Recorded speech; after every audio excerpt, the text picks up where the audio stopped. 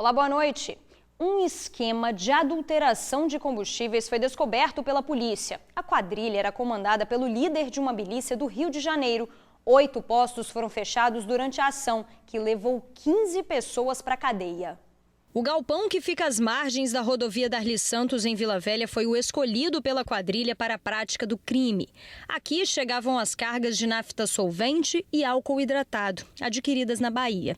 As substâncias eram misturadas a um corante para dar a coloração da gasolina. No galpão, uma pessoa foi presa e 3 caminhões-tanque foram apreendidos. Os caminhões transportavam com uma nota que era emitida para uma empresa de São Paulo. Já ficou detectado que a empresa de São Paulo praticamente não existe. Do galpão, esse produto seguia para postos de gasolina da Grande Vitória. Um dos postos fica na Serra, em Carapina. Outros 2 em Vale Encantado e em Itaparica, Vila Velha. A maioria ficava em Cariacica. Ao todo, a polícia identificou 8 postos que pertenciam à quadrilha. Todos teriam sido comprados por Denilson Silva Peçanha, de 49 anos, em 2019. Denilson, mais conhecido como o Maninho do posto, é apontado pela polícia como um miliciano do Rio de Janeiro. Foi condenado em 2017 por furto de petróleo dos dutos da Petrobras e fugiu para o Espírito Santo. Trocou de nome, começou uma nova família e levava uma vida na Praia da Costa, em Vila Velha, até ser preso em novembro de 2020, no município de Piúma. Mesmo da cadeia, ele comandava a quadrilha. Essa operação também foi deflagrada no Rio de Janeiro e em São Paulo. Ao todo, 15 mandados de prisão e 27 de busca e apreensão foram cumpridos. A investigação começou aqui no Espírito Santo, depois que a Polícia Rodoviária Federal abordou uma carreta que transportava álcool hidratado de forma irregular. A partir daí, a nossa inteligência fez alguns levantamentos desses veículos e dessas notas e começou a constatar que existiam algumas empresas que a gente chama de empresas noteiras, que faziam só as notas, mas que o destino não era para aquelas empresas. De setembro até abril, a polícia calcula que a quadrilha lucrou cerca de 6 milhões de reais com a venda dos combustíveis adulterados. Isso porque o produto final custava em média R$ 3,15 o litro e era revendido a R$ 7, R$ 8. Olha, os investigados respondem por pelo menos 7 crimes. Gente, uma briga de trânsito terminou em morte em Guarapari. A discussão teria começado depois de uma batida. As câmeras flagraram o motorista do carro atirando pelo menos 5 vezes contra o motociclista. O rapaz morreu na hora e o motorista fugiu logo depois do crime. A polícia esteve no local, mas esse suspeito ainda não foi preso. E a seguir, os impactos econômicos provocados pelo abandono do centro de Vitória. É já já. TN2 de volta. A Prefeitura de Vitória quer retirar 56 pessoas que ocupam a Escola Municipal Irmã Jacinta. O local era utilizado como moradia pelas famílias desde setembro do ano passado. Na última sexta, depois de uma ordem de despejo, parte desse grupo passou a acampar na calçada da prefeitura. Eles querem uma nova moradia. O município diz que enquanto os moradores estiverem em uma condição de ocupação, eles não têm direito de participar de programas habitacionais. A Defensoria Pública solicitou à Justiça que o município indique, e com urgência, os locais que essas pessoas serão abrigadas. A arrecadação de imposto estadual no centro de Vitória já chegou a representar quase 30% do montante obtido em toda a capital. Mas atualmente não passa de 5%. Os impactos econômicos provocados pelo abandono do centro de Vitória é o tema da segunda reportagem da série No Coração da Capital.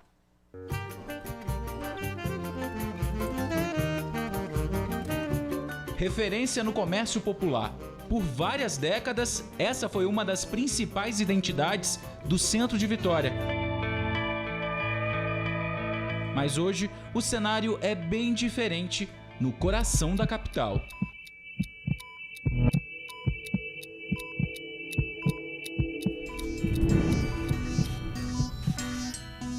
Lojas de portas fechadas, calçadas com pouco movimento.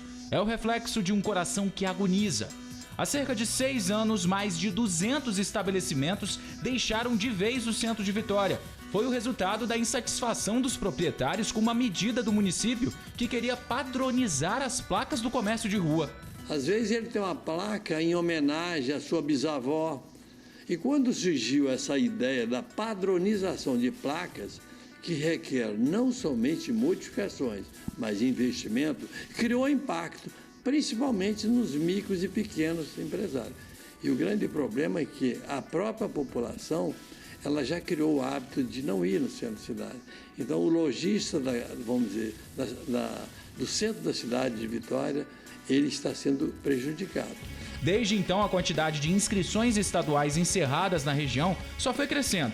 Em 5 anos, o acúmulo foi de 1.049, sendo mais de 300 só em 2018. Enquanto isso, o número de pedidos por novos registros na Junta Comercial do Estado ficou em 974, ou seja, o saldo no período é de 75 lojas a menos no centro. A gente percebe que o centro de Vitória passa muitas vezes uma sensação de insegurança por quantidade de pessoas em condição de rua. Então a gente entende que essa questão de insegurança acaba levando com que comerciantes prefiram às vezes ir para shoppings ou para galerias ou para regiões onde a sensação de segurança é um pouco maior. E se tem menos lojas funcionando, a quantidade de vendas despenca. A prova disso é o imposto recolhido pelo Estado. Atualmente, o ICMS do centro representa pouco mais de 5% do que é recolhido em toda a capital. Mas há pouco tempo, esse montante já representou mais de 28%. Olha só como era o centro de Vitória há 50 anos. Ruas movimentadas, calçadas lotadas. O coração da capital era pulsante. Tudo o que se precisava comprar era no centro. Eu estou aqui 34 anos. Né? E quando eu cheguei aqui, nós estávamos no auge do comércio. Para você conseguir uma loja na Jerônimo Monteiro, você tem que pagar uma luva de 50, 80 mil reais. Senão você não conseguia. Existia várias lojas, tá? E o centro da cidade era o centro comercial, onde todos buscavam o centro, todos queriam morar no centro da cidade. Bem diferente de hoje. Com a pandemia, naturalmente a circulação de pessoas diminuiu nas ruas e os atos de comércio, a compra e venda foi muito prejudicada. Por isso, essa queda do ICMS. Nós estamos trabalhando para reverter esse quadro, estamos atraindo novas empresas para o centro de Vitória, ressignificando a região central e trazendo novos investimentos. Por outro lado, há um setor que ainda permanece firme no centro. São os prestadores de serviços. Vitória tem mais de 9.800 empresas cadastradas no município. Mais de 70% são prestadores de serviços. Só no ano passado, esse setor gerou mais de 500 milhões de reais aos cofres da capital. 11% veio do centro. A média dos últimos 5 anos ficou em torno de 10%.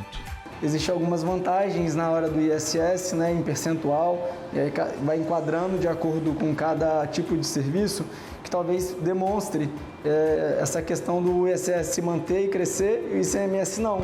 A partir do momento que as nossas autoridades se conscientizarem, gradativamente os comerciantes voltarão, compreendeu? Porque você tem que ter incentivo, você tem que ter apoio. Revitalizar o centro é também importante para a economia. É gerar emprego e renda para que novos investimentos sejam feitos em toda a capital. O pedido que a comunidade faz é que o modelo de comércio adotado aqui seja diferente daquele visto no passado. Não adianta você querer revitalizar o centro para ele ser comercial de roupa, geladeira, fogão, roupa de cama, não. Não é conveniente para a sociedade como um todo ter uma concentração do comércio exclusivo no centro de Vitória. Isso não vai acontecer. O nosso caminho no centro de Vitória é prestação de serviço.